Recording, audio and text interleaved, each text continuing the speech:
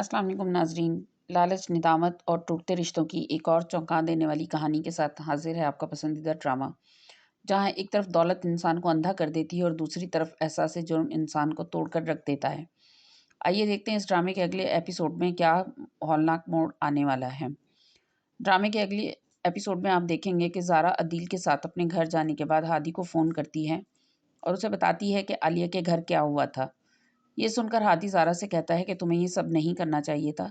तुम्हें आलिया मोमानी को अदील सर से 1 करोड़ रुपए नहीं दिलवाने चाहिए थे। उस पर ज़ारा कहती है कि कोई बात नहीं, उन्होंने मुझे सारी ज़िंदगी पाला है। ज़ाहिर है जिस मकसद के लिए उन्होंने ये सब किया था वो देना तो बनता ही था। वैसे भी उनका मुझ पर बहुत बड़ा एहसान है कि उन्होंने मुझे ज़िंदा रखा, वरना मेरी माँ की नफ़रत में कहीं वो मेरा कत्ल कर देती तो मैं क्या करती। आज मैं ज़िंदा हूँ तो ये भी आलिया खाला का मुझ पर एक एहसान ही है। हादी ज़ारा से कहता है कि पता नहीं तुम ये सब क्यों करती हो और क्यों ऐसा सोचती हो। तुम्हें पहले ही अपने वालिद के घर आ जाना चाहिए था। ज़ारा जवाब देती है कि मैं आ तो चुकी हूँ, लेकिन अब मुझे किसी भी रिश्ते पर कोई भरोसा नहीं रहा। मैं समझ नहीं पा रही कि आखिर किस पर भरोसा करूँ और किस पर ना करूँ। दूसरी तरफ आलिया महरों के साथ इस बात पर जश्न मना रही होती है कि उसके पास इतनी बड़ी रकम आ चुकी है और अब वो इस रकम के ज़रिए कुछ भी कर सकती है।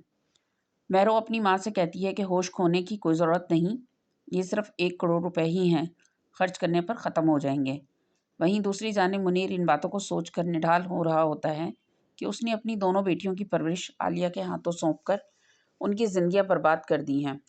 मुनीर कहता है कि मैं समझ नहीं पा रहा कि क्या मैं इतना बुज़दिल इंसान था कि आलिया के आगे कुछ ना कर सका। मैंने ज़ारा और महरो दोनों की ज़िंदगियां बर्बाद कर दी। आलिया ने एक तरफ मेरी बेटी को लालची बना दिया, दूसरी तरफ ज़ारा को ज़िम्मेदार तो बना दिया, मगर हमेशा अपने मकासद के लिए इस्तेमाल करती रही। और आज जब उसका मकसद पूरा हो गया तो उसने ज़ारा को किस तरह अपने घर से निकाल दिया।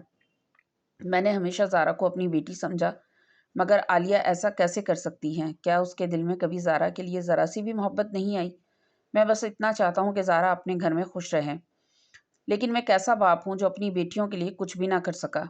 मुझे तो मर जाना चाहिए। मुनीर ये सब सोच ही रहा होता है कि उसे अटैक आ जाता है। दूसरी तरफ आलिया मुनीर की हालत से बिल्कुल बेखबर अपनी खुशियों में मगन जश्न मना रही होती है। जैसे ही वो मुनीर को बेहोशी की हालत में देखती है तो शदीद परेशान हो जाती है और महरो को बताती है कि तुम्हारे अब्बू हरकत नहीं कर रहे हैं। दोनों फ़ौरन उसे हॉस्पिटल ले जाती हैं। हॉस्पिटल में महरो हादी को फ़ोन करती है। हादी ये सोचकर परेशान हो जाता है कि अब महरो को मुझसे क्या चाहिए, मगर फ़ोन उठा लेता है। उसे मालूम होता है कि उसके मामू हॉस्पिटल में हैं। ये सुनकर हादी को ज़बरदस्त धचका लगता है और वो सोचता है कि कहीं ज़ारा के चले जाने की वजह से मुनीर मामू ने कोई बड़ा सदमा तो नहीं ले लिया। हादी कहता है मैं दुआ करता हूँ कि अल्लाह ताला मेरे मामू को सेहतियाबी अता फ़रमाए। तो नाज़रीन, क्या मुनीर ज़िंदगी की ये जंग जीत पाएगा या ज़ारा का गम उसे हमेशा के लिए तोड़ देगा?